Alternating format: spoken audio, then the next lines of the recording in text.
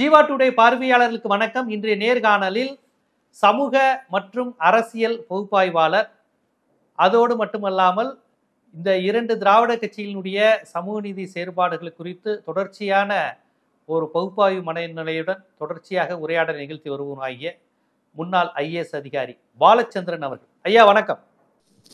வணக்கம் ஜீவா. வணக்கம். தமிழ்நாட்டின் முதலமைச்சர்கள்னு எடுத்துக்கிட்டா காமராஜர், பக்தவச்சலம், அண்ணா, கலைஞர், எம்ஜிஆர்ல இருந்து இன்றைய முதலமைச்சர் ஸ்டாலின் வரையும் எல்லோரையும் நீங்க கிட்டத்தட்ட நேர்காணத்துல பார்த்தவர். காமராஜர் மட்டும் உங்களுக்கு அந்த அளவுக்கு நேரடி அனுபவம் இருக்காது. இருந்தாலும் படிப்பு, கேள்வி ஞானத்துல காமராஜரை பற்றி உங்களுக்கு நிறைய தெரியும், நிறைய உரையாடி இருக்கீங்க. நமது ஊடகத்திலேயே பலமுறை இந்த தலைவர்களுடைய பற்றி அவருடைய நிர்வாகத்திறன்ல இருந்து எல்லாவற்றையும் நீங்க பேசியிருக்கீங்க. இன்னைக்கு ஒரு முக்கியமான ஒரு சர்ச்சை மாதிரி எழுந்திருக்கு. அதை நம்ம சர்ச்சைங்கிறத விட அதை ஒரு திறனாய்வா கொண்டு போகலாம். அதுக்கு தான் உங்களை நான் அழைத்தது.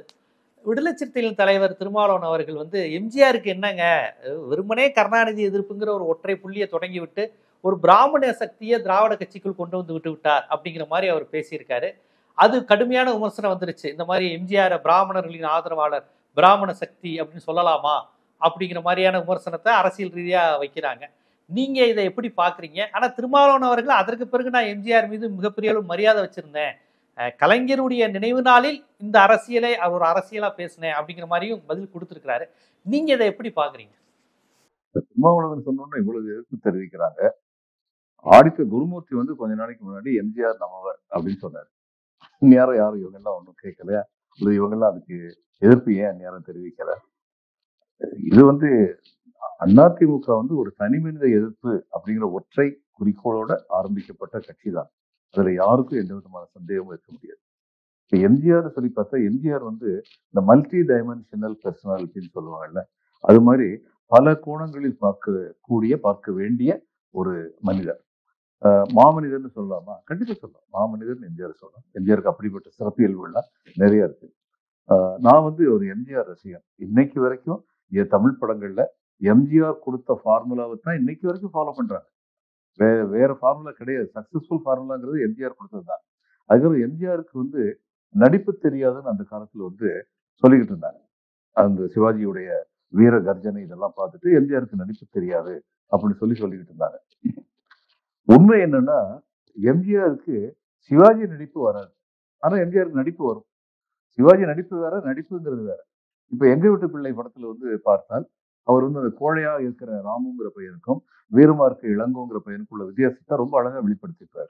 அதை விடுங்க, பல சமயங்கள்ல ரெண்டு வேஷம் நடிக்கும் போது எந்த கேரக்டர் வர்றாங்கன்னு சொல்லி படம் பார்க்கிறவங்களுக்கு கன்ஃபியூஷன் வரும்.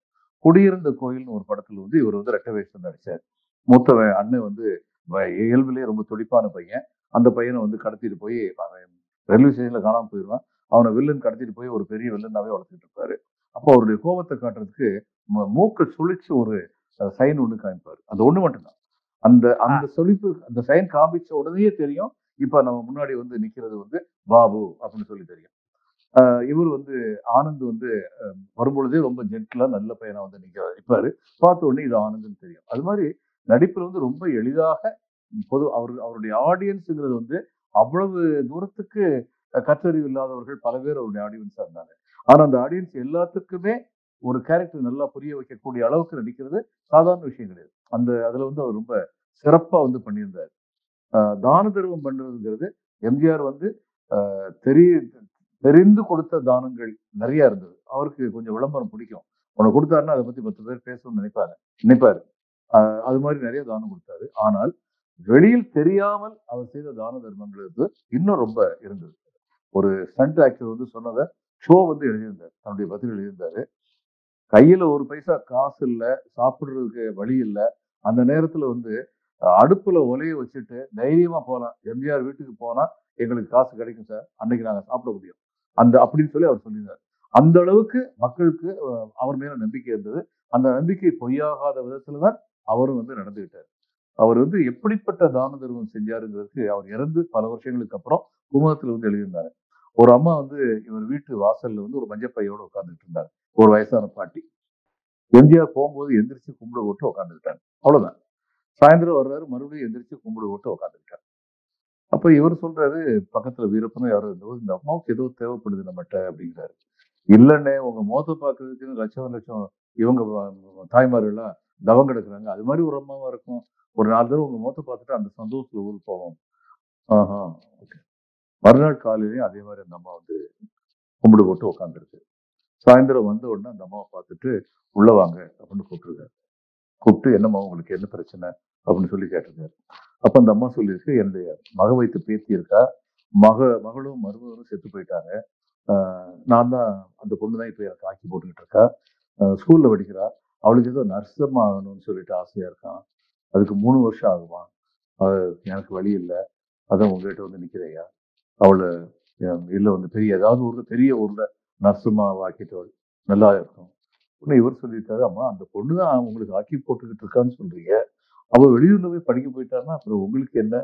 அதை பத்தி யோசிச்சீங்களா அப்படின்னு சொல்லி கேட்டபோது, நம்ம காலம் போயிடுச்சு சாமி, நம்ம இருந்து என்ன பண்ண போறோம், பேத்தி நல்லா இருந்தா போதும். அதான் எம்ஜிஆருக்கு அழுக வந்துருச்சு. அதாவது உண்மையான பாசத்தை எங்க பார்த்தாலும் அவர் வந்து அழுதுருவாரு. அவ்வளவு இறக்க மனசு உள்ளவர். அவரு சரி நீங்க அங்க படுத்துருங்கம்மா பார்ப்போம். ஒரு கவர்மெண்ட் கேட்டார், கன்னியாகுமரியில ஏதோ ஒரு ஊர்ல இருந்தாங்கன்னு சொல்லி அங்க வந்து பேசியிருக்காரு அந்த ஹெட் மாஸ்டர். அவர் என்ன பண்ணுவாரு, இந்த ஐபி ஐபியோட எஃபெக்டிவா அவருக்கு ஒரு டீம் இருந்தது. அந்த ஊர்ல உள்ள சினிமாக்கு கொண்ட முதலாளியை கூப்பிடுவார். நான் ராமச்சந்திரன் எம்ஜி ராமச்சந்திரன் பேசணும்னு அவர் உருகிடுவார். எம்ஜிஆர் என்கிட்ட நிறைய பேசுறாருன்னு சொல்லி. இவர் என்ன வேணும்னு கேட்டா அடுத்த 1/2 மணி நேரத்துல எல்லா இன்ஃபர்மேஷனும் வந்துரும். லா அண்ட் ஆர்டர்லயும் இவர் இதை பயன்படுத்தியிருக்காரு. உள்ளூர்ல என்ன சச்சரவுங்கிறது ஐபி சொல்றதை விட துல்லியமா விவரங்கள் வந்து இவருக்கு கிடைச்சிருக்கு. இதெல்லாம் இவருக்கு கிடைச்ச ஸ்ட்ரென்த். அப்ப அவரு கேட்டு அவர் வந்து ஹெட் மாஸ்டர் பிடிச்சி ஹெட் மாஸ்டர் கேட்டா பொண்ணு நல்லா படிக்குதுங்க. 3 வருஷம்னா டிப்ளமா கிடைக்கும். அது 4 வருஷம்னா பிஎஸ்சி நர்சிங் படிக்கலாம். அது வெள்ளூர்ல வந்து கிறிஸ்டியன் மெடிக்கல் காலேஜ்ல வந்து கோர்ஸ் இருக்கு. அஹ் சரி அப்படின்னு சொல்லிட்டு வெள்ளூர் கிறிஸ்டியன் காலேஜுக்கு ஃபோன் பண்ணி எவ்வளவு ஆகும் அப்படின்னு சொல்லி கேட்டா அவங்க ஒரு குறிப்பிட்ட அமௌண்ட் சொல்லியிருக்காங்க. அப்போ ஒரு பொண்ணு நல்லா படிக்கிற பொண்ணு, அதுக்கு அட்மிஷன் கொடுத்தீங்கன்னா நல்லா இருக்கும் அப்படின்னு அவங்க வந்து கண்டிப்பா சேரும், டீட்டெயில்ஸ் எல்லாம் அனுப்புங்க சொன்னோன்னே இவர் மறுபடியும் ஹெட் மாஸ்டருக்கு ஃபோன் பண்ணியிருக்காரு.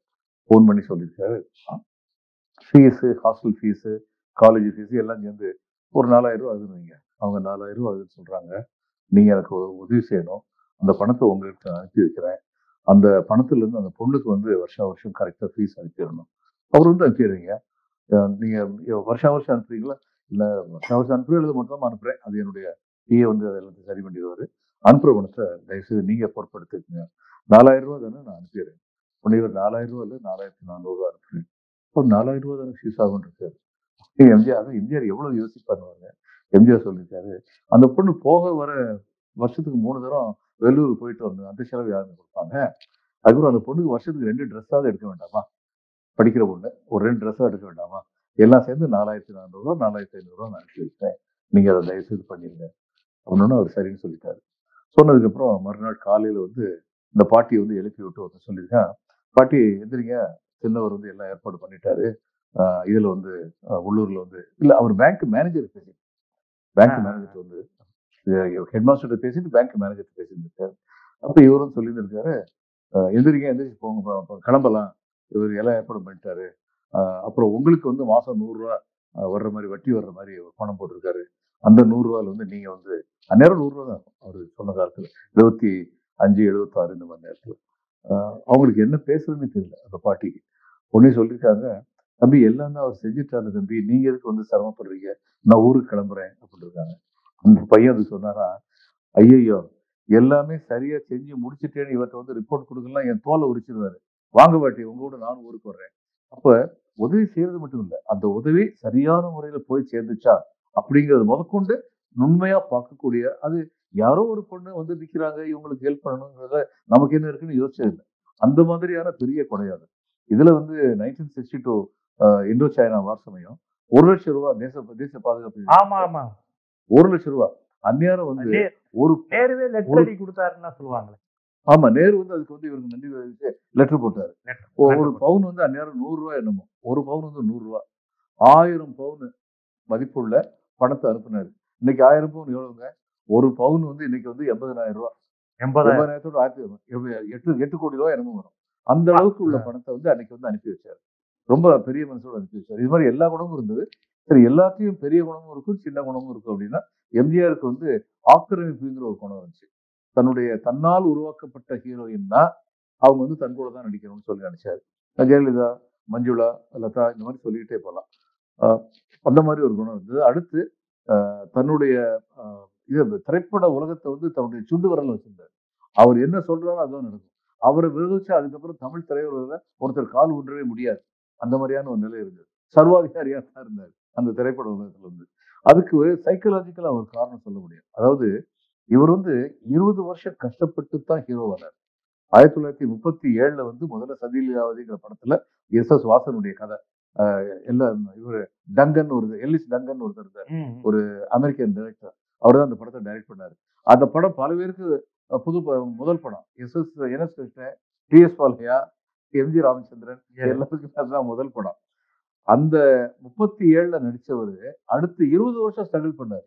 57ல மலைக்கல்லன் நடிச்சதுக்கு அப்புறம் தான் ஒரு பெர்மனன்ட் ஸ்டார் அந்தஸ்து வந்து அவருக்கு கிடைச்சது. அது வரைக்கும் அவர் நடிச்ச படங்கள் எல்லாம் அவருக்கு வந்து பிரதானமான மந்திரி குமாரின்னு ஒரு படம் வந்துச்சு. அதுல இவர் நடிச்சாரு. அதுல அந்த மந்திரி குமாரி தான் பிரதானமான ரோல். அதுல எஸ்.ஏ. நடராஜன் வந்து வில்லனா நடிச்சாரு.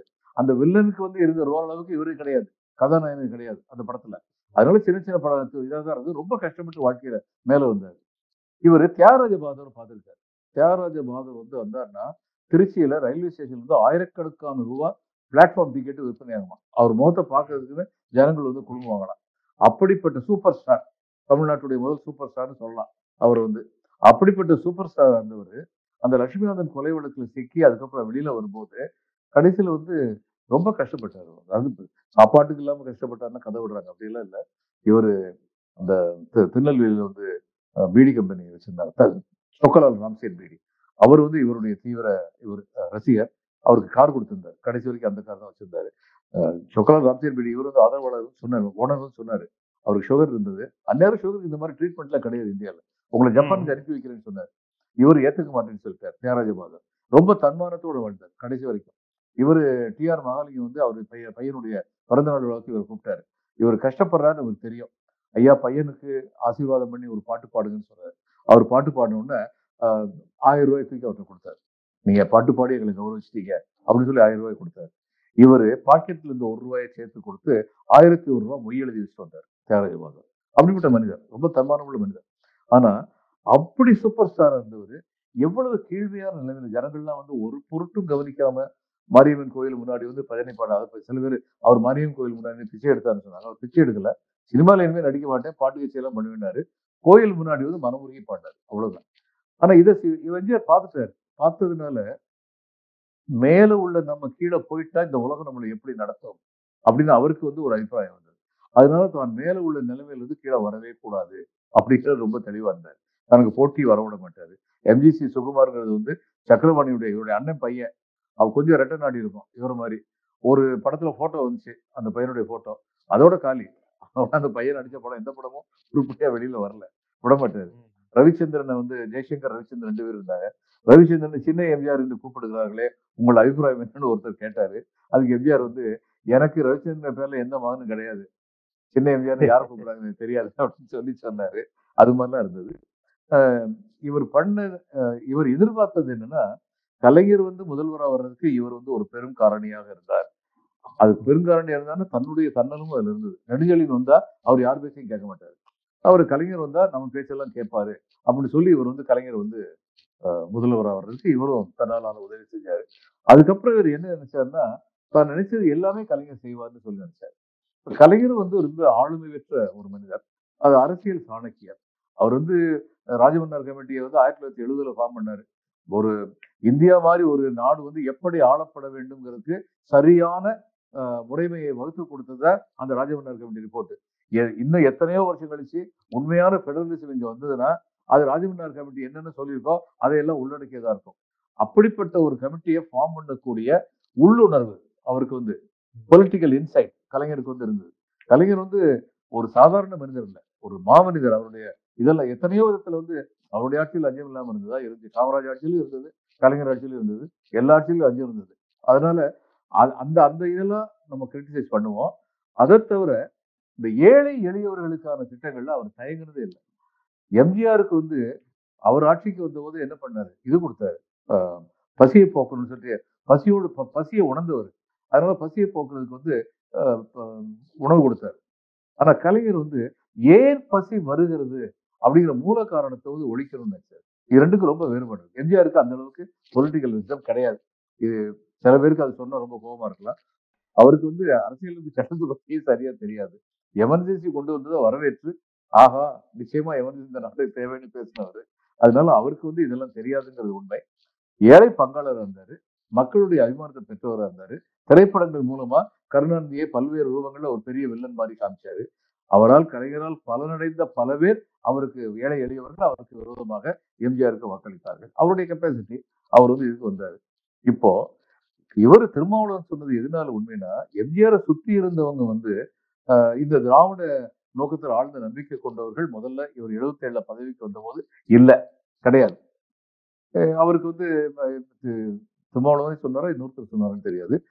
ஆழ்ந்த விடல இதையும் பேசுகிறது மணியனும் வித்வான் வி லட்சுமணன் தான் அவருக்கு பக்கத்துல இருந்தாங்க அப்படின்னு சொல்லி சொல்றாரு. எம்ஜிஆர் அந்த நேரத்துல வந்து எம்ஜிஆர் சொன்னாங்க, இந்த பாருங்க இந்த ஸ்காலர்ஷிப் எல்லாம் இது மாதிரி வந்து அந்த ஜாதி இந்த ஜாதி கொடுக்கறது ரொம்ப தப்பு, ஏழ்மை அடிப்படையில் தானே ஸ்காலர்ஷிப் கொடுங்க. அவர் நம்பிட்டார். ஏன்னா அவருக்கு ஏழ்மையை பார்த்தா பிடிக்காது. அதனால வருமான அடிப்படையில் தான் ஸ்காலர்ஷிப், கவர்மெண்ட் வேலை அப்படின்னு சொல்லி 9,000 வருமான வரி 9,000 மாத வருமானம் உச்ச வர 9,000 அப்படி சொன்னது என்னாச்சு? அடுத்த எலெக்ஷன்ல பார்லிமெண்ட் எலெக்ஷன்ல படுதோல்வி வந்துச்சு. உடனடியாக எம்ஜிஆர் என்ன பண்ணாரு, 33% என்னமோ இவங்களுக்கு இருந்துச்சு பிற்பட்டவருக்கு. அது வந்து 50%. அவர் தான் முதல்ல 50 ஆகிட்டார். ஆமாம், அவர் தான் ஆக்குனாரு. அப்ப எது அந்த 50 ஆக்குனது எதனால? பிற்பட்டவர் மேல உள்ள ஆழ்ந்த பரிவுனாலேயா? கிடையாது. தன்னுடைய அரசியல் வாழ்வின் ஸ்திரத்தன்மைக்காக, அரசியலில் தொடர்ந்து நிக்கணுங்கிறதுக்கு. அப்போ இந்த 100 வருஷங்களாக தமிழ்நாட்டுல வந்து நீதி கட்சிய காலத்திலிருந்து ஒருங்கிணைந்த வளர்ச்சி அப்படிங்கிறது வந்து நம்பிக்கை உள்ளவர்களாக அரசு இருந்திருக்குன்னா அதுல ஒரு சின்ன டிஃபரன்ஸ் இருக்கு. நீதி கட்சி ஒருங்கிணைந்த வளர்ச்சி நடக்கணும்னு நினைச்சாங்க. இப்ப நீதி கட்சியில இருந்தவங்க எல்லாம் பெரிய பெரிய ஜமீன்தாரு, மகாராஜா இந்த மாதிரி ஆளுங்க. ஆனா அவங்க எதுக்காக வேண்டி ஏழை எளியவர்களுக்காக பாடுபட்டாங்கன்னா, அவங்க ஒண்ணு பார்த்தாங்க, நேத்து நம்ம பவர்ஃபுல்லா இருந்தோம், இன்னைக்கு வந்து ஒரு குழுமம், ஒரு ஜாதி குழுமம் வந்து ஆங்கிலேயர் படிப்பை படிச்சதுனால நம்ம கிட்ட கையை கட்டி நின்றவங்க இன்னைக்கு நம்ம தலைக்கு மேல நிக்கிறாங்க. அப்ப அவங்க தலைக்கு மேல இருக்கிறது அரசியல் அதிகாரம் தான். அந்த அரசியல் அதிகாரத்தை பிடிக்கணும்னா இந்த ஏழை எளியவருக்கு நம்ம வந்து நம்ம பக்கம் வச்சுக்கணும். அப்ப அவங்களுடைய திட்டங்கள்ல அந்த அடிப்படையில் தான் வந்தது. இந்த காஸ்ட் பேஸ்ட் இது ரிசர்வேஷன் இதெல்லாம் கொண்டு வந்தாங்க. அப்போ என்லைட்டன்ட் செல்ஃப் இன்ட்ரெஸ்ட் சொல்லலாம். தன் நலத்தை பாதுகாக்கக்கூடிய பொது நலத்தை அவர்கள் பேணி பாதுகாத்தார்கள். ஜஸ்டிஸ் கட்சி இதான் நடந்தது. அடுத்து ஓவந்தூர் ராமசாமி ரெட்டியார், காமராஜ் இவங்கெல்லாம் வந்து விழுந்தோம். காங்கிரஸ் வந்து அதை பின்பற்றினாங்க. அண்ணா அதுல முழுக்க நம்பிக்கை உள்ளவராக இருந்தாரு. அதே மாதிரி கலைஞரும் முழுக்க நம்பிக்கை. திமுக வந்த உடனே 25 விழுக்காடு என்னமோ இருந்த பிற்படுத்தப்பட்டவருக்கான ரிசர்வேஷனை வந்து 33 ஒரே நாள்ல மாத்தினாங்க அவங்க வந்த உடனே. அடுத்து காமராஜர் காலத்தில் பள்ளிகள் அதிகமாக கிராமப்புறங்களுக்கு வந்ததென்றால் டிஎம்கே காலத்துல வந்து கல்லூரிகள் அதிகமாக, எனக்கு ஏறக்குறைய ஸ்கூல் டென்சிட்டி வந்துருச்சு. அடுத்து காலேஜ் டென்சிட்டி தேவையா இருக்கு. அந்த காலேஜ் டென்சிட்டியை கொண்டு வந்தது திமுக தான். அடுத்து வந்து பலவிதமான திட்டங்கள் கொண்டு வந்தது. மூலூர் ராமராம பேர்ல உள்ள திட்டம் வரிசையா சொல்லலாம். அந்த திட்டங்கள்லாம் வந்து இது மாதிரி கொண்டு வந்தாங்க. இப்படி கொண்டு வந்திருந்த பொழுது எம்ஜிஆர் வந்து பதவிக்கு வந்தாரு. அவருக்கு இந்த விவரங்கள்லாம் தெரியாது. ஏழைகள் மேல பரிவு உண்டு. ஆனா ஏழைகள் ஏன் ஏழைகளாக இருக்கிறது அவருக்கு தெரியாது. அதனால வந்து 79ல படுதோல்வி அடைந்தாங்க பார்லிமெண்ட் எலெக்ஷன்ல. இந்த நேரத்துல ஒரு முக்கியமான காரியம் நடந்தது. எம்ஜிஆர் இருக்கிற வரைக்கும் எம்ஜிஆர் தான் ஆட்சியில் இருப்பாரு அப்படின்னு நம்பின சில திராவிட தலைவர்கள் வரிசையா திமுக இருந்து இந்த பக்கம் வந்தாங்க, ஏடிஎம்கேக்கு வந்தாங்க. வந்து ராஜாராம்லாம் வந்தாரு, இவர் நெடுஞ்செழியனும் வந்தாரு, இது மாதிரி நிறைய பேர் வந்தாங்க. வந்தவங்க எல்லாம் பதவி கொடுத்து எம்ஜிஆர் வந்து அழகு பார்த்தாரு. வந்தவங்க வந்து தங்களுடைய பொலிட்டிக்கல் சர்வைவலுக்காக வந்த அதே சமயத்துல திராவிட கொள்கைகள்ல நம்பிக்கை உள்ளவங்களா இருந்தாங்க. அப்போ மறுபடியும் எம்ஜிஆருக்கு திராவிட கொள்கைகள் நம்பிக்கை உள்ள ஒரு கூட்டம் அவரை சுற்றி வந்தது. வந்தவங்க அவருக்கு சொன்னாங்க, இதை பேசாம இங்க நீங்க ஆட்சியில் இருக்க முடியாது. அப்ப எம்ஜிஆர் வந்து இது ஏழை எளியவர்களை பற்றி திட்டங்கள் வகுத்தார் என்றால், ஒருங்கிணைந்த வளர்ச்சி என்பதை பற்றி தொடர்ந்து இருப்பதற்கு துணை செய்தார் என்றால், அதுக்கு காரணம் வந்து அவர் வந்து ஏழை எளியவர்கள் முன்னேற்றத்திற்கான வழிமுறைகள் இவைதான் என்று நம்பினால் அல்ல. இந்த ஒருங்கிணைந்த வளர்ச்சி என்பதை பேசாவிட்டால் இங்கு ஓட்டு கிடைக்காது. இது அடிப்படையான காரணம். எம்ஜிஆருக்கு சோ போன்ற நீங்க தொடக்கத்திலே சொன்னீங்க, இதயம் பேசுகிறது மணியன், சோ இவங்கெல்லாம் ஒரு கருணாநிதி எதிர்ப்புல எம்ஜிஆரை ஆதரிச்சாங்க. இவர் கொஞ்சம் சங்கராச்சாரியாரெல்லாம் ஆதரிச்சாரு. கலைஞர்கிட்ட இல்லாத ஒரு மாடல் வந்து இவர்கிட்ட இருந்தது அப்படிங்கிற விஷயத்த சொல்லி தான் குருமூர்த்தி போன்றவரெல்லாம் எம்ஜிஆர் நம்மவா என்ன இருந்தாலும் அவர் வந்து திராவிடம் கிடையாது அப்படிங்கிற விஷயத்தெல்லாம் சொல்றாங்களே. அப்ப அது நடந்ததா? சோ அட்வைஸ கேட்டாரா? இதயம் பேசுகிற மணியன் தான் கைட்லைன் பண்ணாங்களா? முதல்ல அதெல்லாம் முதல்ல ஷோ உண்மைதானா? அட்வைஸர் அந்த முதல்ல ஷோ அட்வைஸர் கேட்டாரு. அடுத்து வந்து ஷோ வந்து விலக்கி வச்சுட்டாரு எம்ஜிஆர் வந்து. ஏன்னா அவர் அட்வைஸ் எல்லாமே வந்து அதாவது மொரார்ஜி தேசாய் வந்து இவர் இன்ட்ரோடியூஸ் பண்ணி வச்சாரு ஷோ எம்ஜிஆருக்கு. எம்ஜிஆர் வந்து மொரார்ஜி தேசாய் காலில் விழுந்து ஆசீர்வாதம் பண்ணாங்க. சில பேர் அதை பத்தி கேவலமா பேசினாங்க. ஆனா எம்ஜிஆர் பெரியவங்க சரி அவர்கிட்ட ரொம்ப பணிவா இருக்காரு. அவர் வந்து ஏதோ அவர் வந்து ஒரு பிரதம மந்திரிங்கிறதுக்காக காலில் விடல. அவர் காலில் விழுந்து வயதில் மூத்தவர், நேர்மையான ஒரு இது அரசியல்வாதி அப்படின்னு அந்த மரியாதையினால காலில் விழுந்தாரு. ஆனா ஷோ தான் காங்கிரஸை விட்டு எம்ஜிஆரை விலக்குனவர். இவங்க வந்து மிஸ்ஸஸ் காந்தி வந்து தஞ்சாவூர்ல கண்டெஸ்ட் பண்ணணும்னு சொல்லி முதல்ல எம்ஜிஆர்ட்ட பேசிட்டு தான் அந்த டெசிஷன் எடுத்து அனௌன்ஸ் பண்ணாங்க. அடுத்து எம்ஜிஆர் வந்து லா அண்ட் ஆர்டர் ப்ராப்ளம் வரும்னு சொன்னதுக்கு காரணம் இந்திரா காங்கிரஸுக்கு வந்து சப்போர்ட் இருந்து விலகிடுவோம், இவங்க ஜனதா பார்ட்டி கூட இருப்போம். ஏன்னா இன்னொன்னு உண்டு எம்ஜிஆருக்கு, அவருக்கு ஒரு விஷயம் நல்லா தெரியும். சென்ட்ரல் கவர்மெண்ட் நம்மளை ஆதரிச்சதுன்னா ஸ்டேட்ல நம்ம என்ன வேணாலும் செய்யலாம். இடி வராது, சிபிஐ வராது, ஒண்ணும் வராது. அது அவருக்கு அந்த உள்ளுணர்வு நல்லா இருந்தது. ஸோ அதனால ஜனதா பார்ட்டி வந்து இவரே சென்ட்ரல் கவர்மெண்டால் உருவாக்கப்பட்ட நபருங்கிற விமர்சனம் இருந்ததே அப்ப. அது உண்மைதானே. அது பின்னாடி வந்து ஐடியில இருந்து ஒருத்தர் வந்து சொன்னாரு அதை. இவருக்கு இருந்து இன்கம் டேக்ஸ் ப்ராப்ளத்தை எல்லாம் பயன்படுத்தி இவர் வந்து டிஎம்கே இருந்து ரிவோல்ட் பண்ண வச்சாங்க. ஆனால் அதுல அவருடைய புத்தகத்தை இருந்து பாருங்க, அவங்க என்ன நினைச்சாங்கன்னா இவர் வந்து காங்கிரஸ்ல சேர்ந்துருவார் நினைச்சாங்க. ஆனா எம்ஜிஆருக்கு ஆதரவாளர்கள் வந்து எல்லா பக்கமும் இருந்தாங்க. இதுல உள்ள சென்ட்ரல் கவர்மெண்ட்ல உள்ள சில அதிகாரிகள் வந்து எம்ஜிஆர் வந்து சொன்னாங்க, காங்கிரஸ்ல சேர்ந்தா கடல்ல கரைச்ச பெருங்காயம் ஆயிருவீங்க. அடுத்து கொஞ்ச நாள் உங்களை சிஎம் ஆக்கி விட்டு நீங்க காங்கிரஸ் உடைய சிஎம் இருந்தீங்கன்னா அடுத்து காங்கிரஸ் இன்னொருத்தரை கொண்டு வரும், அவரும் காங்கிரஸ் உடைய ஆமா. சிஎம் தானே. அதனால எம்ஜிஆர் வந்து காங்கிரஸ் கூட சேர்ற அந்த மிஸ்டேக் பண்ணல. ஏடிஎம்கேன்னு இன்னொரு கட்சி ஆரம்பிச்சார். அவர் முதல்ல இருந்தே காங்கிரஸ் கூட சேரணும்னு அவருக்கு விருப்பம் கிடையாது. காங்கிரஸை பயன்படுத்தணும், அவ்வளவுதான் அவருடைய விருப்பம். ஏன்னா ஏடிஎம்கேங்கிற கட்சியை முன்னாடியே அவர் ரிஜிஸ்டர் பண்ணி வச்சிருந்தார் தன்னுடைய நண்பர் ஒருத்தர் மூலமா. இப்ப இவர் வந்து ஏடிஎம்கே உடைய ஸ்தாபகர்னு சொல்றாங்கல்ல, உண்மையில ஆன் ரெக்கார்ட் அந்த நண்பர் தான் ஏடிஎம்கே உடைய ஸ்தாபகர். அவர் தான் ஏடிஎம்கே ரிஜிஸ்டர் ஓ, பண்ணார். 72ல 72ல ஆமா 72ல தான். ஆமா 72ல இந்த மாதிரி வந்து இதெல்லாம் வந்துகிட்டு இருந்தது. இவர் வந்து ரெஜிஸ்டர் பண்ணாருன்னா ரிஜிஸ்டர் பண்றதுக்கே இடைஞ்சல் பண்ணுவாங்கன்னு பயந்தாரு. தன் பேர் வரக்கூடாதுன்னு சொல்லி தன் நண்பர் ஒருத்தர் பேர்ல அண்ணா திராவிட முன்னேற்ற கழகம் ரிஜிஸ்டர் பண்ணி வச்சிருந்தாரு. அப்படியே அந்த கட்சியை வந்து எடுத்துக்கிட்டாரு. இதுதான் உண்மை. அது இவர் சொல்ல ஐடியாவை தான் அவர் பண்ணாரு. அது சந்தேகம் இல்லை, அவரா வந்து பண்ணல. ஆனா சில பேர் சொல்றாங்க இவர் தான் ஸ்தாபகர்னு. பை ஸ்பிரிட் இவர் தான் ஸ்தாபகர், பை லெட்டர் இவர் வந்து ஸ்தாபகர் கிடையாது. இதுதான் உண்மை. அடுத்து வந்து இவர் வந்து பண்ண அரசாட்சியில இவங்களுக்கு வந்து இந்த இதயம் பேசுறது மணியன் மாதிரி ஆளுங்களுக்கு வந்து கொடுக்குற ஃபெசிலிட்டி நடந்துகிட்டே தான் இருந்தது. அதுல சந்தேகம் இல்லை. இவர் சொன்னார்ல, தமிழ் வளர்ச்சி மாநாட்டையே வந்து சங்கராச்சாரியரை வச்சு இனாகிரேட் பண்ண வச்சாரு அப்படின்னு சொன்னாங்க. இவரு திருமாவளவன் சொன்னாரா இன்னொருத்தர் சமீபத்துல இதுல சோசியல் மீடியா அது உண்மையா? அது உண்மையா? தெரியாது, எனக்கு தெரியாது. அவர் அது மாதிரி பேசினாங்க. ஆனால் இவர் வந்து ஒரு பேலன்சிங் ஆக்ட் பண்ணாரு. அதாவது ஒரேடியா பிராமண துவேஷம் இருக்கக்கூடாது, அவங்களுக்கு செய்ய வேண்டிய எவ்வளவு செய்ய முடியுமோ அதை செய்ய முடியும் நிறைய செஞ்சார். அதுல சந்தேகமே கிடையாது. ஆனா சங்கரமடத்துக்கு போகக்கூடிய நிலையில இருந்தாரா? ஏன்னா மூகாம்பிகை, கர்நாடகா மூகாம்பிகை கோயிலுக்கு போவாருன்னு சொல்லுவாங்க. அது கூட கடைசி காலம் தான் சொன்னாங்க. சங்கரமடத்துக்கு போவாரா அந்த அளவுக்கு? இவரை போக வச்சாங்க அவங்க வந்து. அதாவது சங்கரமடத்துல வந்து ஒரு சிஸ்டம் வச்சு ஒண்ணு வச்சிருந்தாங்க. பெரிய பெரிய மனிதர்களை எல்லாம் போயிட்டு வாங்களே அப்படின்னு சொல்லி சொல்லுவாங்க. அவங்க போன உடனே அவங்க எல்லாம் வந்தாங்க தெரியுமா அப்படின்னு விளம்பரம் தேடிக்குவாங்க. அது மாதிரி இவரை வந்து சங்கரமடத்துக்கு போக வச்சாங்க. அவர் சங்கரமடத்துக்கு போகல, அவர் பெரியவரை போய் பார்க்கணும், சந்திரசேகரேந்திர சுவாமிகள் அவரை போய் பார்க்கணும்னு சொல்லி சொன்னாங்க. அவர் அந்நேரம் தொலைதூரத்தில் இருந்தார். இவர் போனார், எம்ஜிஆர் அங்க போனார் அவரை பார்க்கறதுக்கு. அதை பத்தி இவங்க ரொம்ப விவரமா எழுதுவாங்க. அவரு எம்ஜிஆர் வந்து பேர் சொல்லி கூப்பிட்டாரு அப்படின்னு சொல்லி சொல்லுவாங்க. அவர் வந்து சொன்னாரா, ராமச்சந்திரா இந்த 6 படை வீடு ஒரு இடத்துல இருக்க மாதிரி ஒரு புண்ணியத்தை பண்ணி வைப்பான்னு சொன்னதுனாலதான் அவர் வந்து இதுல மெட்ராஸ் வந்து அது மாதிரி கட்டி வச்சாருன்னு சொல்லுவாங்க. அது உண்மையா இருக்கலாம். அதுக்கப்புறம் எம்ஜிஆர் வந்து இன்னொன்னு என்னன்னா, இவங்க சொல்ற மாதிரி எம்ஜிஆர் நாத்தியர் கிடையாது. எம்ஜிஆர் நாத்தியர் என்னைக்குமே கிடையாது.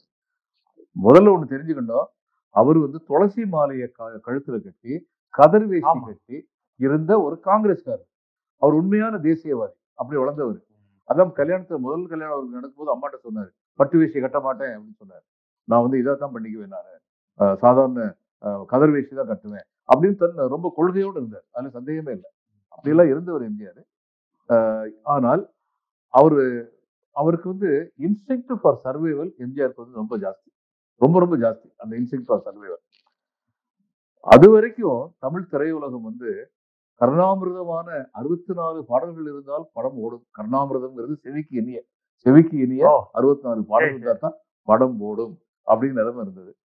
இப்ப இவர் பாருங்க, எம்.கே. தியாகராஜ பாகவதர்லாம் ஆட்சி புரிஞ்ச போது இவரும் தான் பி.யு. சின்னப்பா வந்து ரொம்ப அருமையா பாடுவார். அவருடைய சில படங்கள்லாம் பார்த்தா ரொம்ப கஷ்டமான மிருகாக்கள்லாம் ரொம்ப அனாயாசமா ஹேண்டில் பண்ணுவார். அது மாதிரி கட்டிக்காது. இவரும் வந்து தியாகராஜ பாகவதர் வந்து அதே மாதிரி பாடக்கூடியவர். அவரு ரொம்ப அந்த அவருடைய ஹாஸ்யங்கள் கூட ரிலிஜன் சம்மந்தப்பட்டதா தான் இருக்கும். ஒரு படத்துல வந்து ரொம்ப அழகா பாடியிருப்பாரு. அப்பனை பாடும் வாயால் ஆண்டி சொப்பனை பாடுவேனோ. அதாவது இவரை சிவபெருமான பாடுற வாயால நான் வந்து சுப்பிரமணிய சுவாமியை பாட மாட்டேன், முருகனை பாட மாட்டேன் அப்படின்னு சொல்லி சொல்றாரா. அது மாதிரி ஒரு பாட்டு. இதுதான் ஹாஸ்யம். படத்துல நகைச்சுவே இதுதான்.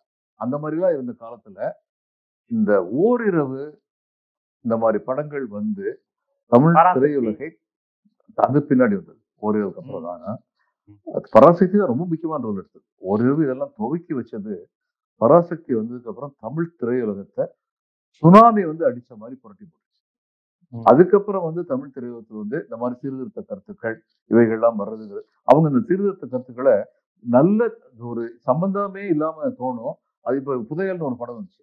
அதுல வந்து பத்மினியுடைய ரோல் வந்து என்ன, அவங்க வந்து நெசவாளி குடும்பத்தை சேர்ந்தவங்க பத்மினி அப்படின்னு சொல்லி கலைஞர் வந்து உருவாக்குனாரு.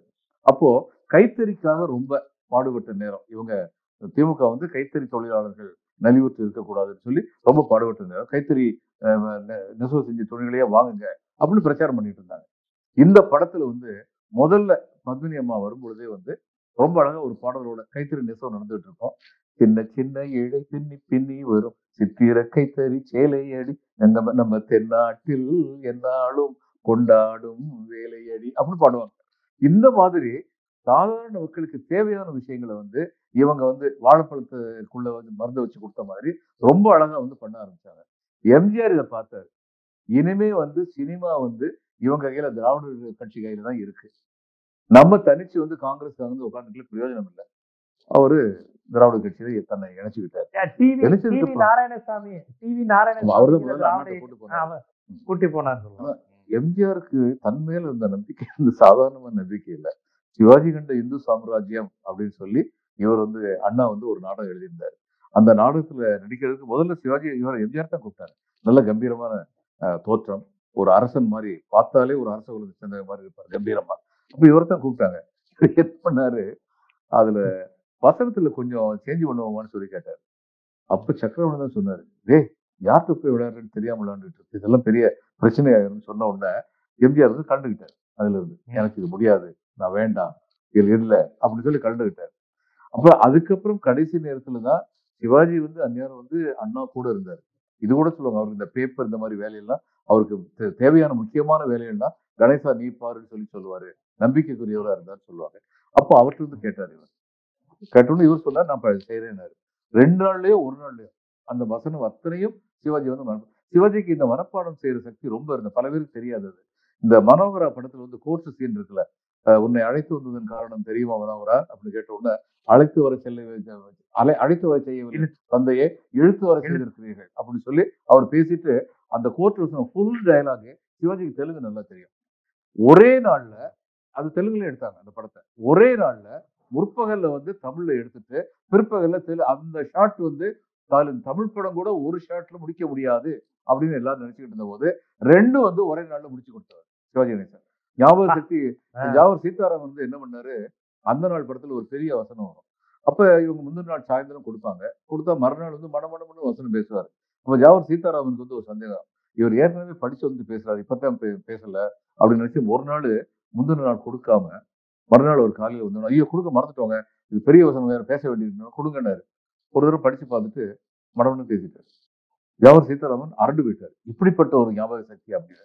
அப்போ அந்த சந்தர்ப்பத்துல வந்து சிவாஜிக்கு வந்து அந்த இது சான்ஸ் வந்து போயிருச்சு.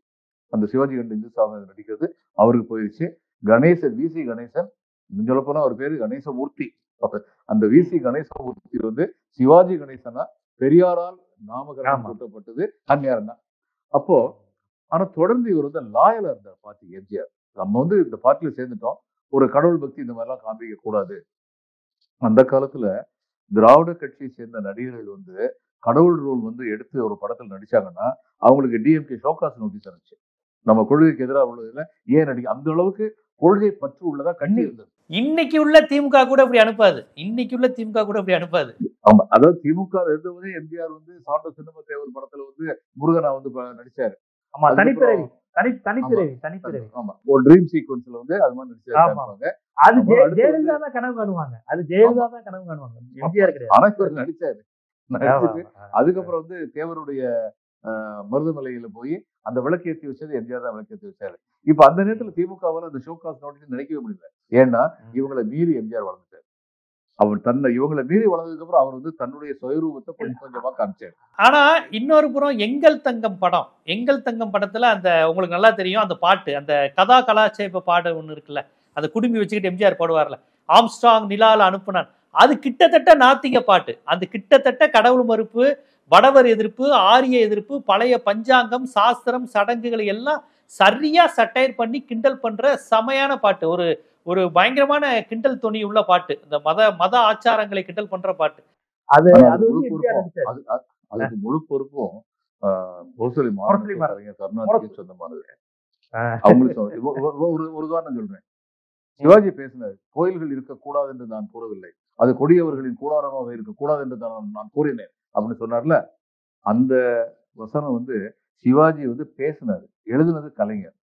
சிவாஜி திருப்பதி போவாரு, இதெல்லாம் போவாரு. அவர் வந்து அந்த வசனத்தை நினைச்சிருக்க மாட்டாரு, அவர் எழுதியிருக்க மாட்டாரு, இன்னொருத்தர் எழுதுனதை பேசினார். அது மட்டும் எங்கள் சங்கத்துல அவங்க சொல்லிக் கொடுத்த எம்ஜிஆர் வந்து கரெக்ட். ஆனா ரொம்ப அழகா பண்ணார், ரொம்ப அற்புதமா இருக்கும் அந்த சீன் வந்து. பின்னாடி வந்து என்னாச்சு, இவர் தனி கட்சி ஆரம்பிச்சதோட மூகாம்பிகை கோயிலுக்கு போறது, இது மாதிரி தன்னுடைய கடவுள் பக்தியை வந்து வெளிப்படுத்தினார் எம்ஜிஆர் வந்து. அதனால எந்த வழியில பார்த்தாலும் திராவிட கொள்கையில் வந்து ரொம்ப தீவிரமா இருந்தாரு அப்படின்னு சொல்லி எம்ஜிஆரை பத்தி சொல்ல முடியாது. தனி மனித விரோதத்தின் காரணமாகத்தான் இவர் வந்து ஏடிஎம்கே ஆரம்பிச்சாரு. எம்ஜிஆர் கடைசியில் என்ன சொன்னாரு, அவர்கிட்ட கேட்டாங்க, அடுத்து என்னங்க உங்களுக்கு அப்புறம், எனக்கு அப்புறம் கட்சி நிக்காதுன்னு, இந்த கட்சி எனக்கு அப்புறம் கலைஞ்சு போயிடும். அதுக்கு என்ன அர்த்தம், நான் தான் ராணி தேனி, மற்றெல்லாம் சாதாரண தேனீக்கள், அது எல்லாம் வந்து ராணி தேனியிலோட எல்லாம் கலைஞ்சு போயிடும் அப்படின்னு நினைச்சாரு. அவர் நினைச்ச மாதிரியே அந்த கட்சி உடைஞ்சது, ரெண்டா உடைஞ்சது. அந்த அந்த நேரத்துல ஜானகி அம்மாள் வந்து ரியாலிஸ்டிக்கா பெருந்தன்மையா இருந்தாங்க. அதாவது ரியாலிசம் என்ன, ஜெயலலிதா பின்னாடி தான் கூட்டும் போது ஜெயலலிதா வந்து போய் அவங்ககிட்ட நீங்க கட்சி பொதுச் செயலாளர்னா கூப்பிட்டு பார்த்தாங்க. ஆனா இவங்க முடியாதுன்ட்டாங்க, எனக்கு வேண்டாம் அரசியல் அப்படின்னு சொல்லி ஒதுக்கி போயிட்டாங்க. ஏடிஎம்கே மறுபடியும் வந்த பொழுது ஜெயலலிதாவுடைய பீரியட்ல வந்த ஏடிஎம்கேக்கு திராவிட கொள்கைக்கு சம்மந்தம் கிடையாது.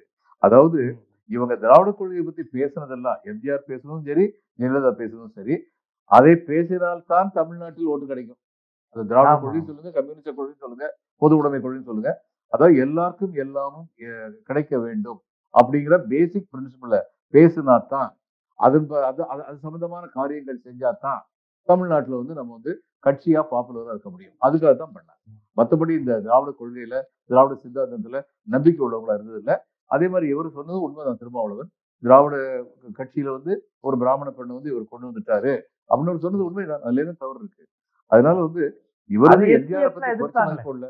என்னங்க, எஸ்டிஎஸ் பொன்னையன்லாம் அந்த காலத்திலேயே எதிர்த்தாங்களே, இப்படி ஒரு திராவிட கட்சியில் ஆரியத்தை கொண்டு வரலாமான்னு அன்னைக்கு எஸ்டிஎஸ் சோமசுந்தரெல்லாம் எதிர்த்தாரு, எஸ்டிஎஸ்லாம். ஆமா எதிர்த்தாங்க. ஆனா இவர் வந்து இவருதான் நம்பர் 1 இருந்தார். அவர் திருநாவுக்கரசர் சொன்னாரு, எம்ஜிஆர் தான் நம்பர் 1, அதுக்கு பின்னாடி உள்ள ஜீரோ தான் நாங்க எல்லாரும், ஒண்ணு போச்சுன்னா அதுக்கப்புறம் நாங்க எல்லாம் ஜீரோ தான்னாரு. அதனால இவர் நினைச்சதை செய்யற ஒரு இறைச்சி அதிகாரமான மனப்பான்மை உடையவரா இருந்தாரு. அதுக்கு சூழ்நிலை உதவுச்சு. ஸ்டேட்ஸ்மேன் வந்து அவர் செத்த போது அவருக்கு அபிச்சுவரி எழுதுனாங்க, இரங்கல் எழுதினாங்க. எழுதும்போது என்ன எழுதினாங்க, அதாவது மெடிவல் பீரியட் யூரோப்பியன் ஹிஸ்டரியில வந்து அவங்க சொல்லுவாங்க, அந்த மெடிவல் பீரியட்ல ராஜா வச்சதும் சட்டம், இந்த அவனை கழுத்து எடுத்துருந்தா சரி, அவனை கழுத்து எடுத்துருவாங்க, ஒன்னும் கொஸ்டின் பண்ண முடியாது. அப்போ அவங்க எழுதினாங்க, it's unfortunate that it is a tragedy that he was not born in the medieval days. MGR பத்தி, ஏன்னா அவர் மனசெல்லாம் அந்த மெடிவல் சவாதியான மனசு. It's a tragedy that he was not born in the medieval days, but it is a comedy that he still succeeded அப்படின்னு எழுதினாங்க. இந்த காலத்துல பிறந்தும் successful ஆயிட்டாரு அப்படின்னு சொல்லி எழுதினாங்க. அதனால அந்த கமெண்ட் வந்து இப்ப இவர் சுபவீர பாண்டியன் நம்முடைய நண்பர் இருக்காரு, அவர் வந்து எவ்வளவு ஆழ்ந்த திராவிட கொள்கையில் நம்பிக்கை உள்ளதுன்னு எனக்கு தெரியும். அவர் ஒரு ஆழ்ந்த எம்ஜிஆர் ரசிகர்னு எனக்கு தெரியும். சொல்லி அந்த ஹேர் ஸ்டைல எம்ஜிஆரை பார்த்தா வச்சுக்கிட்டாரு. அவரு எம்ஜிஆருடைய வெறியர். அவர் உங்களை மாதிரியே எம்ஜிஆருடைய திரைப்படங்களை ரொம்ப விரும்பி பார்க்க முடியாது. ஆமா, இப்ப எம்ஜிஆர் வந்து திரைப்பட நடிகர்ங்கிற முறையில எம்ஜிஆருக்கு தான் நான் இன்னைக்கு இவங்க ரசிகர், என்னைக்கும் ரசிகர். இப்ப இவங்க அரசியலுக்கு வரும் பொழுதுங்க அதை மீறி அவங்களுடைய பரிமாணத்தை பார்க்கத்தான் வேணும். எம்ஜிஆருக்கு வந்து பன்முகத்தன்மை இருந்தது. இப்ப பெரிய கொடைவள்ளல், ஏழைகள் பார்த்தா இறங்குறது, இதெல்லாம் நம்ம பாராட்டுறோம். அரசியல்னு சொல்லி பார்த்தா அவருக்கு வந்து அரசியல் அறிவுங்கிறது அவ்வளவு தூரத்துக்கு கிடையாது. நான் தான் சொல்றேன், கான்ஸ்டியூஷனை பத்தியே அவருக்கு சரியா தெரியாது. இதுதான் உண்மை. பாருங்க, இப்ப கமலஹாசன் வந்து இவருக்கு சிவாஜிக்கு அடுத்து நடிப்புல பல பரிமாணங்களை காட்டக்கூடிய திறமை வாய்ந்தவர் கமலஹாசன் தான். அந்த நாயகன்கிற படத்துல தன்னுடைய மகன் இறந்த போது ஒரு ஆழ்ந்த அடிவைத்திலிருந்து ஒரு கூச்சல் வரும் அவருக்கு வந்து. அந்த மாதிரியான நடிப்பெல்லாம் அவ்வளவு சாதாரணமா வராது. ஆனா அப்படி நான் புகழ்ற அதே சமயத்துல கமலஹாசன் வந்து இப்ப பாலிடிக்ஸ்ல வந்து அவரை பத்தி பேசுறதுன்னா நான் என்ன பேசுவேன், சுயநலத்துக்காக ஒரு எம்பி பதவி வாங்கிட்டு கட்சியவே காலி விட்டு போயிட்டாரு. ஆமா, இதுதான், வேற ஒண்ணும் கிடையாது. இப்ப ரஜினிகாந்த் வந்து பேசும்போது ரஜினிகாந்த் பத்தி ஒரு காலத்து இதுல 800ல வந்து போர்ட்ல வந்து சேர்மனா இருந்த என்னுடைய நண்பர் வந்து சொன்னாரு, அங்க ஒரு ஷூட்டிங் இருந்ததா. ஆனா டிராபிக் ஜாம் பயங்கரமா இருந்தது அந்த இடத்துக்கு போறதுக்கு முன்னாடி. எப்படி ரஜினி வருவார்னு யோசிச்சுட்டு இருந்தாங்கன்னா, ரஜினி வந்து இது போட்டு ஹெல்மெட் போட்டு ஒரு பைக்ல பின்னாடி உட்காந்துக்கிட்டு வந்து இறங்கினாராம். என்னன்னு கேட்டா, ஒரு ரசிகர் ஒருத்தர் இருந்தாரு, அவர்கிட்ட ரிக்வஸ்ட் பண்ணேன், எப்படி ஷூட்டிங் வரணும்னு, வண்டியை டிராப் பண்ணிட்டேன். ஏன்னா அந்த அளவுக்கு தொழில் மேல பக்தி உள்ள ஆளு. அது மாதிரி ரொம்ப எளிமையான மனிதர், ரொம்ப அதிகமா வந்து தன்னை பத்தி நினைக்காதவர். இதெல்லாம் அவருடைய பிளஸ் பாயிண்ட்.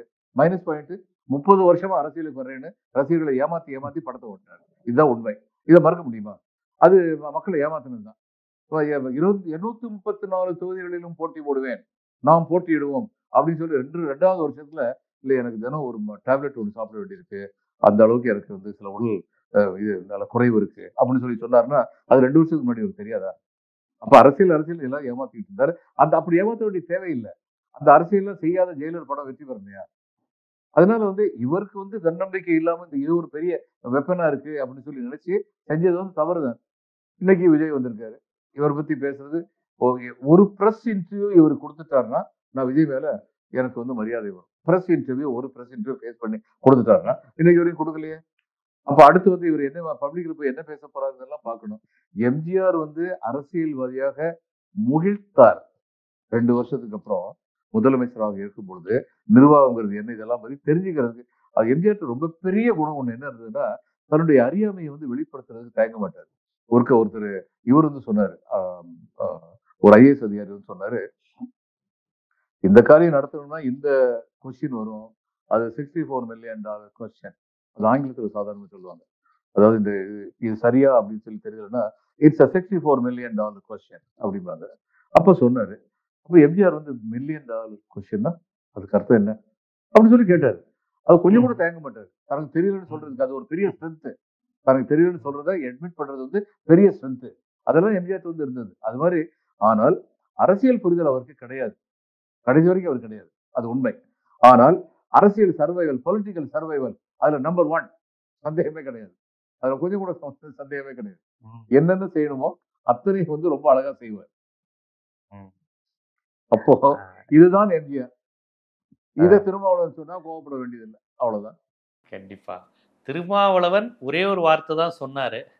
ஆனா நீங்க எம்ஜிஆர் யார் என்பதை, திராவிடத்தில் இருந்தபோது யார், திராவிடத்திலிருந்து அவரை பிரிக்க என்னென்ன சூழ்ச்சி நடைபெற்றது, அதை அவர் பயன்படுத்தி கொண்டாரா அல்லது அதில் பலியாகி விட்டாரா, அதையும் தாண்டி தமிழ்நாட்டுக்கு அவர் செய்த நன்மை என்ன, ஆனா திராவிட பேட்டர்னுக்குள்ளதான் அவர் இருந்தாரு. எவ்வளவு பரிணாமங்களை இந்த ஒரு நேர்காணல நீங்க சொல்லியிருக்கீங்க. உண்மையிலே மடை திறந்து அந்த தடாகத்திலிருந்து நீர்வீழ்ச்சி கடகடன் வர்ற மாதிரி ஒரு சின்ன ப்ரிப்பரேஷன் கூட நீங்க பண்ணலைன்னு எனக்கு தெரியும். ஏன்னா இதெல்லாம் உங்களுக்கு இயல்பாகவே இருக்கிறது. தூங்கும் போது தட்டுனா சொல்ற மாதிரி எம்ஜிஆர் பத்தி பேசும்போது சிவாஜியை பேசுறீங்க, சிவாஜியை பத்தி பேசும்போது கலைஞரை பேசுறீங்க, கலைஞர்கிட்ட இருந்து பெரியார்கிட்ட போறீங்க, பெரியார்கிட்ட இருந்து சங்கராச்சாரியார்கிட்ட வர்றீங்க. எல்லா தகவலும் உண்மையிலே திருமாவளவன் இந்த நேர்காணலை பார்த்தாருன்னா, இவர் பேட்டியை பார்த்திருந்தா இன்னும் கொஞ்சம் 2 வரை நான் கூட சொல்லியிருப்பேனே, நம்ம விஷயத்துக்கு இவ்வளவு அழுத்தம் கொடுத்து சொல்றாரு அப்படிங்கிற அளவுக்கு உண்மையில் விடுதலை சிறுத்தைகள் தலைவர் ரொம்ப சந்தோஷப்பட்டிருப்பாரு. எம்ஜிஆர் ரசிகர்களும் புரிந்து கொள்ளும் மண்ணும் ஏற்றுக்கொள்ளும் மண்ணும் உங்களோட இது இருந்தது. ஏன்னா நீங்களே எம்ஜிஆர் ரசிகருங்கிறதுனால எம்ஜிஆர் மீது எந்த வன்மமும் இல்லை. ஆனா அதே சமயம் ஆரியர்கள் பார்ப்பனர்கள் எப்படி பயன்படுத்திக்க பார்த்து திராவிடத்துக்கு எதிராக கொண்டு போக பார்த்தாங்கிற சதியையும் ரொம்ப அழகா சொல்லியிருக்கீங்க. உண்மையில் நம்ம ஜீவாட்டுடைய பார்வையாளர்களுக்கு இது ஒரு நல்ல, இந்த நேர்காணல் நல்ல விருந்தா அமைஞ்சிருக்கு. அவ்வளவு தரவுகள், அவ்வளவு செய்திகள். நான் ஒரே ஒரு கேள்விதான் உங்கள்கிட்ட கேட்டதா நினைவு, நீங்க முழுக்க சொல்லிட்டீங்க. மிக்க நன்றி. ரொம்ப ஒரு ஆழமான அலசல். நன்றி. வணக்கம் ஜீவா, வணக்கம்.